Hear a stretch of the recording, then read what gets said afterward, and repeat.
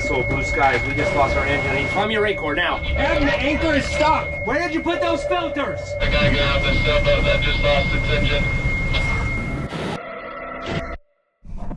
I haven't slept well in days.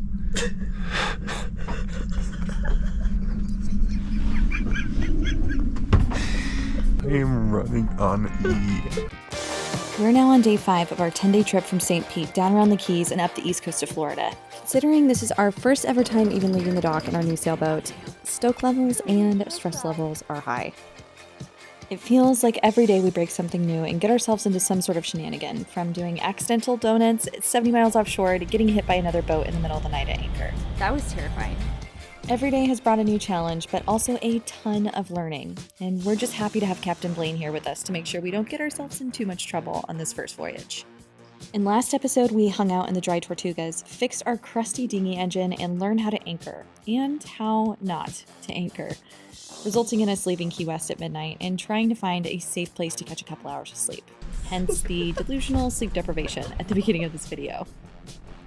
And now, faced with a strict calendar and some truly terrifying incoming weather, we are in a race against time as we make our way up the East Coast and try to duck into the ICW for safety, which, little did we know, would not protect us from the shit show that was ahead of us. Get the anchor, get the anchor, get the anchor. I think that pretty much brings you up to speed, but feel free to go back and watch our previous videos if you haven't already, and be sure to subscribe because we'll be putting out weekly videos while we figure out this whole boat life thing. But okay, enough backstory. Let's get into this week's episode. Man, after a weird night, someone else's anchor dragging and almost hitting the boat, we moved the boat from Key West closer to Mathon, found this little key, I think it's called Lois Key, or Key Lois. Anchor stuck in the mud right away. But then the weather kind of shifted this morning, so we all got up trying to get the heck out of here, and our windlass is now broken. The up button doesn't work, but the down button works, which you'd wish it would be the other way around. So Blaine is showing us how to rewire those, basically just flipping them around so that the up arrow is on the one side that actually does have a good connection. It sounds like it's in this box because yesterday when we banged on this box, we got it to work for a little bit, right? Right. So I think the cylinder in here is burned out. It's a pretty easy fix if you had the parts. Just add it to my list of things that have broken on the first week of owning the boat, and you know, a bunch of projects that Em and I will have over the next couple weeks and probably months. It is bringing it in. Project list just keeps growing. Is this more problems than usual, Blaine? Oh yeah. Oh no. It's becoming up. All right. So. Sick.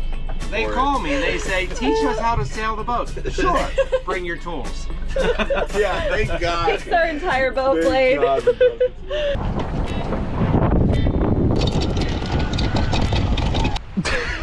This is the most amount of shit I've seen on it yet. Ah, fuck. I might have pulled it a little too high. How do I let it down just a little bit? This is supposed to be, you undo it and it just free falls. Yeah. Add it to my list. I'm really glad we moved last night. Well, we had to go somewhere. Yeah. I didn't fall asleep for the first hour because I kept checking my little waypoint. And then this morning, seeing that whole clump on there, I was like, okay, it was dug. it was in there.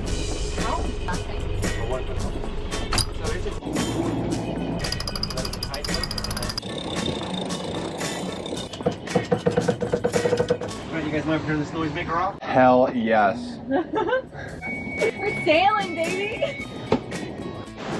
So cool to see the sails up. Okay, I feel like we've figured out these other 4 main lines that are up here. You know, what they're doing, pulling or hauling out the line, furling and going in, halyard goes up, main sheet trims the boom. And then what's your second set of reefing, Blaine? After 18, what's your next oh shit moment? 23. 23. This is really the first day we've had of great wind conditions for sailing, so we're taking advantage and learning some new maneuvers. Everybody ready? Starting with an important one, heaving to. Hold on your things. It's gonna get violent for just a...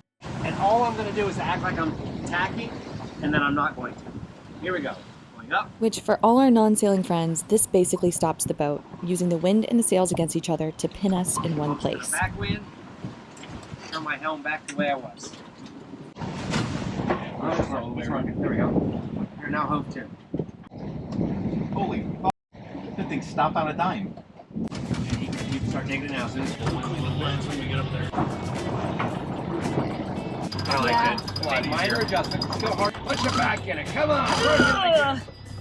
Okay, that's probably good enough. Okay.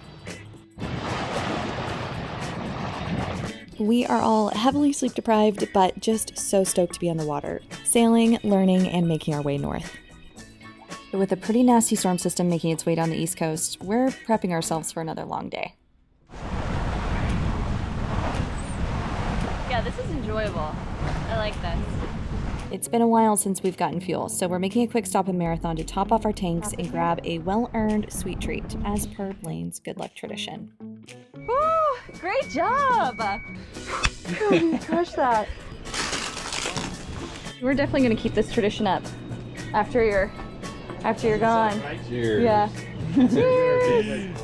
Just fueled up in Mathon, and Blaine was explaining to us how this place is like the cruising hub down here. Great for coming in, all the different boat companies here if you really need to do projects while you're down in the Keys, and it's a great hop-off point to get to the Bahamas. So because it's such a good port, wanted to take us in, show us how to get fuel and where to go, and just kind of walk us through, give us the quick tour. Unfortunately, not going to have time to stay because we're trying to get out there and beat the weather. But we're just kind of walking through the mooring field now, and then we're going to get back out on the coast and see how far we can push today. That's hilarious. Look at all the greens he's got on the back, man. Yeah, he's got a whole garden back there, dude. Yeah. And a whole ass dragon. All right, and back out we go. Fueled up, saw what Mathon was about. Time to get sailing. We've got a weather window to beat, so we've got to get our butts cruising again. The storm that is hitting North Carolina is affecting the wind down here, and it's moving a little bit quicker. The wake of this nor'easter. Freeze warnings, a historic cold snap. Very, very strong winds. Yeah, that's Tampa, Florida. Iguanas started dropping from the trees. We have until about 4 p.m. tomorrow, and that's when it goes from this 10 to 15 knots to like 35 knots. So a little bit of a change in plans. Heading straight to the Gulf Stream right now. Be kind of a mad dash. Racing the weather right now, but it's part of it, part of the lifestyle. Not necessarily what we want to do, but you guys have already done an offshore passage. You know what we're doing. You know how to do it. Yep. We're just going to get more of it tonight. And we're going to hit the Gulf Stream. We got this. Get pumped, baby! Let's go! I call my parents to let them know that we're heading back offshore. My dad was just saying, like, it has to be the craziest feeling. And it is. Like, I joking with him that it feels like the Wild West. It literally feels like a cowboy right now on my trusty steed. There's an adrenaline rush to it for sure, of like making a last minute decision like this and just sending it and having confidence in your boat. And we're getting a real crash course for our first 10 days on this vessel. That's for sure.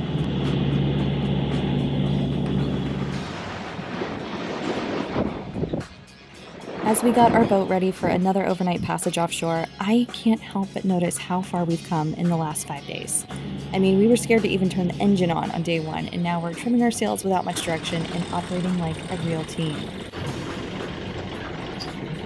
There's a weird bunching thing happening on the bottom of our main sail. Game loose.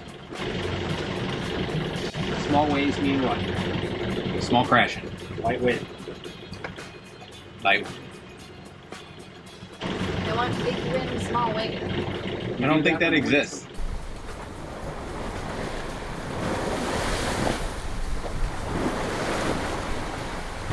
Yeah, okay, so Blaine is gonna finish up here at 6. Okay. You're gonna take over. You're still feeling fine, right? Okay. 6 to 8. I'm gonna come out 8 to 10. Blaine's gonna come relieve me at 10 to midnight, and you're gonna wake up at midnight. Yeah. You're 12 to 2. I'm 2 to 4 a.m. He's 4 to 6. And then you're gonna come out and take over at 6 a.m. if we're not in yet. And you're gonna do 6 to 10. Perfect. Kind of through the sunrise. Sounds like a plan. Let's get this jib up and see. Oh, can you put the running lights on? And check the bilge. So running lights at night, no matter what. Steaming lights too, only if you're under motor. Doesn't matter because you already did that. Don't have steaming lights, yeah. Another thing we have to fix. We don't have steaming lights right now. Woo!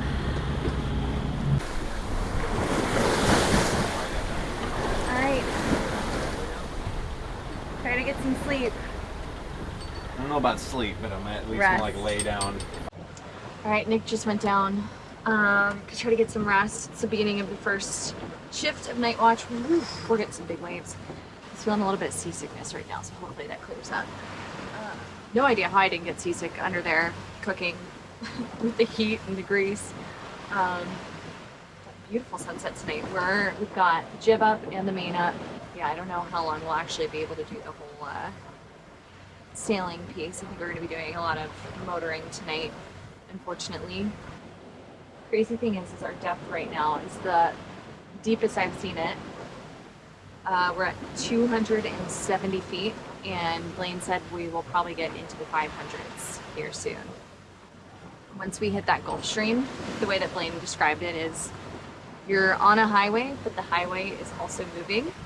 So we should gain about 2 knots of speed just by jumping into the Gulf Stream and hopefully beat the storm and be able to hop back into the ICW safely and calmly. Good start to the night shift. Em said her shift went well, my shift went well. Blaine, he's the master. Slowly, all of this stuff is starting to sink in, so. I had my little bowl of ice cream, and fingers crossed for more of an uneventful night crossing. The second watch is coming to an end soon. I've got about a half an hour left, and I could use a nap. We just had another magical sunrise.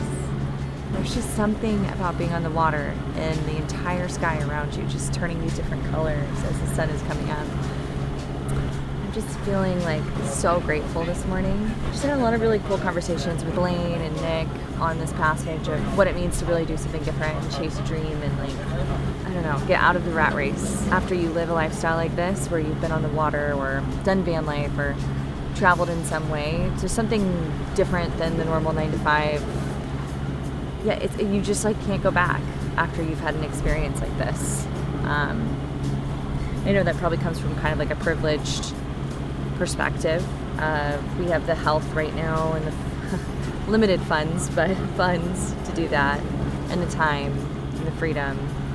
You know, we've worked really hard to get here and be able to do this, and it's a combination of luck and timing and having the balls to just send it. But if there's anything that I want for this channel to portray, it's that Nick and I have very little of this figured out. We have a very strict budget, no experience with sailing, and we just jumped in head first because being ready isn't a feeling, it's a decision. It's a choice to just go for it. Life is short. No one's guaranteed tomorrow. But yeah, I hope this channel encourages other people if you have something in the back of your head that you're thinking about or you want to try. You might not feel like the timing is right, but at least give yourself the chance to give it a shot, you know? Yeah. Deep thoughts this morning at sunrise. We're just passing Miami now. We're hoping to make it to West Palm Beach in the next 7 hours or so. That storm is still heading our way.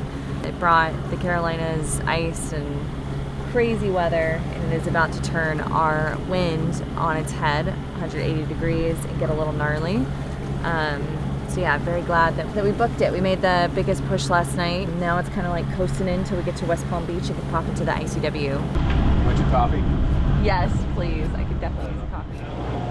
We're getting shit done. Oh. Man, the Gulf Strem, man. Yeah, we are going quick. This place is a wreck after an overnight. We're testing our water maker.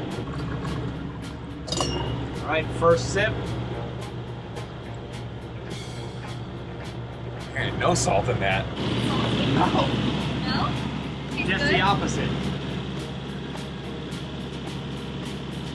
This was in the ocean. That was the ocean. That's so cool. So freaking We just pulled in the jib and set our course to get into the West Palm Beach inlet. Choppy. Nick just said that wind is really fighting him coming in.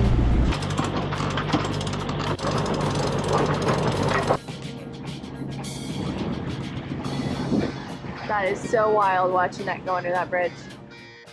Chalk it up to good planning or luck, or maybe both, but we made it into the ICW just in time. Oh my god. Parker Bridge, this is sailing vessel Blue Skies.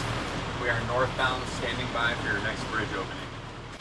Length 40, height 55, beam 1313. Thank you. That was so good! Alright, first one. So all of them are 9. No, Florida. But while waiting for our first ever bridge opening, our luck ran out.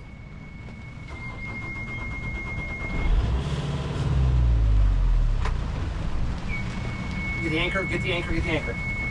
You got the anchor? Turn the anchor thing on. Anchor's on.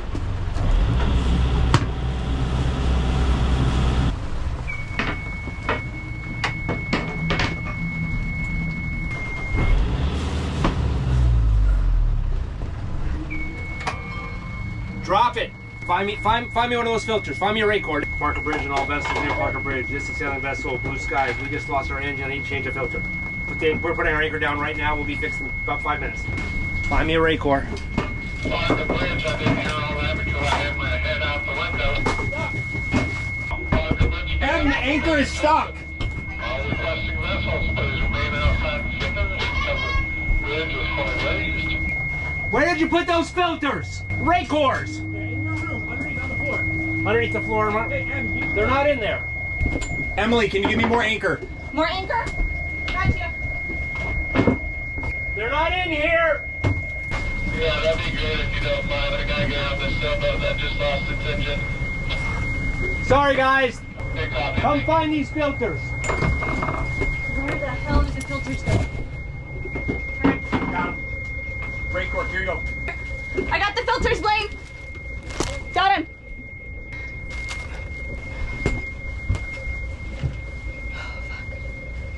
Oh my god.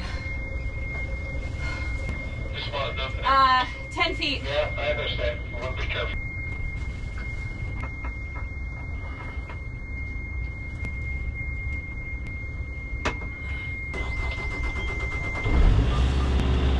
Indigo, that's 40 in place.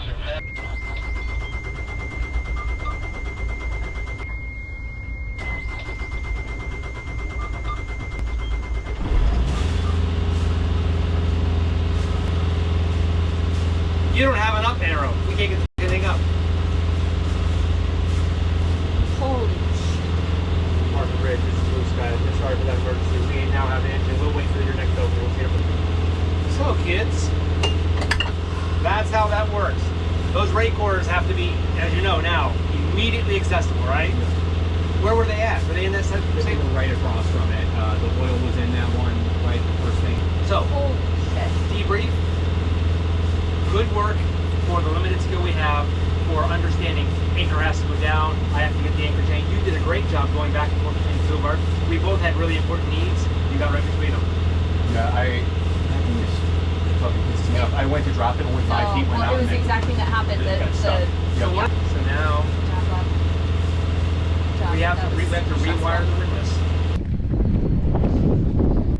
Nick had to go pull the anchor up by hand because if you remember from the beginning of our video, our windlass is broken and only one direction works, and we currently have it wired to the down position. And even that didn't work when we needed it to. The chain had fallen over itself in the anchor locker, and the manual drop does not work on our windlass either, which is what made this so stressful. What a day. Engine failure at the bridge. Our windlass is not working, so it doesn't pull up. It only drops down. We've tried rewiring it and it doesn't work. So I had to pull that up, and the engine cut out because, well, we knew it was coming. It's just comical timing, but our fuel had been sitting half full for the 2 months. So we learned about, you know, the air pocket and algae growing, and so we put a new 30 micron in right before we left, one of the Raycor filters, and thought, What the fuck? and we just thought, yeah, at some point in the next 50 hours it'll probably go. It went at like hour 48, middle of a storm, 30-mile-an-hour winds, 100 feet away from a bridge without the anchor actually working. I need a beer and a burger. The real hero, Captain Blaine. You guys had it. We all work together. Thank God for Blaine. What the fuck? I was just telling Blaine, I feel like this trip has taken 3 years off my life.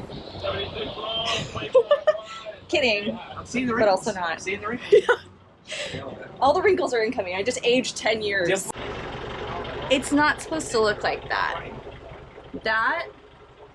This is what it looked like when we put it in. Oh my God. I mean, I think I might have peed my pants a little bit, but we are okay. We have engine again. It was a learning experience for sure. And best believe Nick and I will know what to do if that happens again. We're going out for beers break tonight. stuff, you hire Captain Blaine. God. My God, we've had issues. Oh my God. I can feel my blood pressure slowly coming back to normal, but that was such a wild experience. Also such a wake-up call of like how fast things change and how quick you have to be in scenarios like that.